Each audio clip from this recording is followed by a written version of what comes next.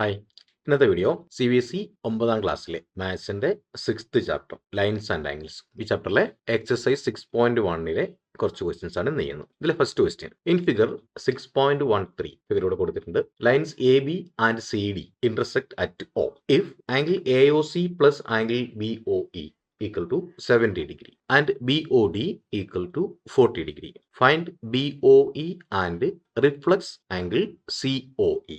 ചെയ്ത് നോക്കാം. ഇവിടെ നമുക്ക് തന്നിട്ടുള്ളത് angle AOC plus angle BOE equal to 70 degree എന്ന് തന്നിട്ടുണ്ട്. അപ്പൊ ആംഗിൾ AOC നോക്കുക, AOC പ്ലസ് BOE ഈ ആംഗിൾ ഇത് രണ്ടും കൂടെ കൂട്ടിയാൽ 70 ഡിഗ്രിയാണ്. ഇനി ആംഗിൾ BOD ഈക്വൽ ടു നമുക്ക് 40 ഡിഗ്രി തന്നിട്ടുണ്ട്. 40 ഡിഗ്രി. അപ്പൊ ആംഗിൾ പടത്തിൽ നോക്കുക, ആംഗിൾ BOD ഇത് 40 ഡിഗ്രിയാണ്. ഇനി ഫിഗറിൽ നോക്കുക, ആംഗിൾ BOD 40 ഡിഗ്രിയാണ്.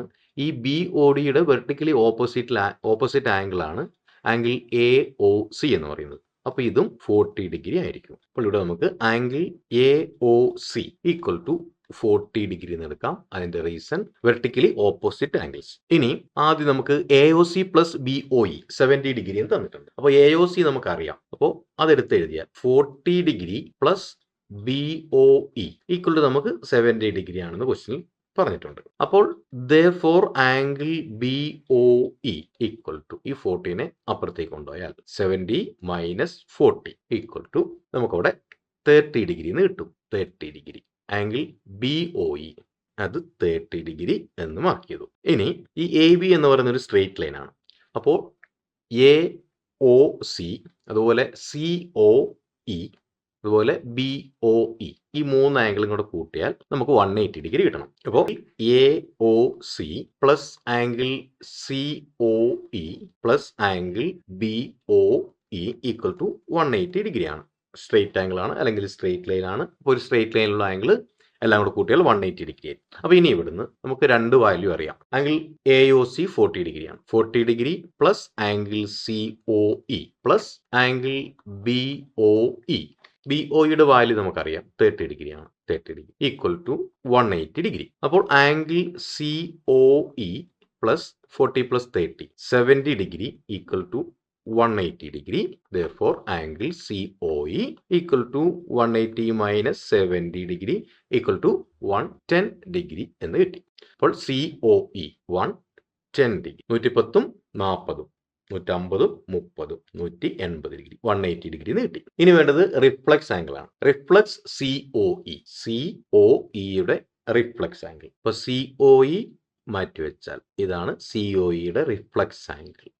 അപ്പോൾ reflex angle COE equal to reflex angle എന്ന് പറഞ്ഞാൽ 180 360 ഡിഗ്രിയിൽ നിന്നും ഈ ആംഗിൾ കുറച്ചാലാണ്ട് റിഫ്ലക്സ് ആംഗിൾ കിട്ടുക. അപ്പോൾ 360 minus 110 degree equal to reflex angle നമുക്ക് 250 ഡിഗ്രി എന്ന് കിട്ടും. അപ്പോൾ നമുക്ക് തന്നിട്ടുള്ളത് ഈ 40 ഡിഗ്രിയും ഈ 30 ഡിഗ്രിയും നമുക്കറിയില്ല. ഇത് രണ്ടും കൂടെ കൂട്ടിയാൽ 70 ഡിഗ്രി കിട്ടുമെന്ന് തന്നിട്ടുണ്ട്. ഈ ആംഗിൾ 40 ഡിഗ്രിയാണ് തന്നിട്ടുണ്ട്. ഈ ആംഗിൾ 40 ആയതുകൊണ്ട് തന്നെ അതിന്റെ വെർട്ടിക്കലി ഓപ്പോസിറ്റ് ആംഗിൾ ആയ AOC 40 എന്ന് കണ്ടുപിടിച്ചു. ഇനി AOCയും BOEയും കൂടെ കൂട്ടിയാൽ 70 ആണെന്ന് അറിയാം. അതുകൊണ്ട് 70യിൽ നിന്നും 40 മൈനസ് ചെയ്തു 30 നമുക്ക് BOEയുടെ വാല്യൂ കിട്ടി.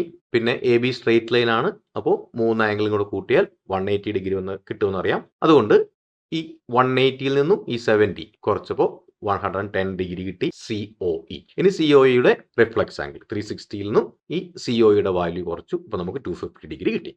ഇനി ഇതിലെ സെക്കൻഡ് ക്വസ്റ്റ്യൻ ഇൻ ഫിഗർ 6.14 ഫിഗറോട് കൊടുത്തിട്ടുണ്ട്.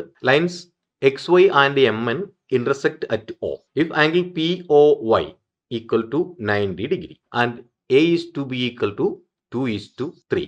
Find C. ചെയ്ത് നോക്കാം.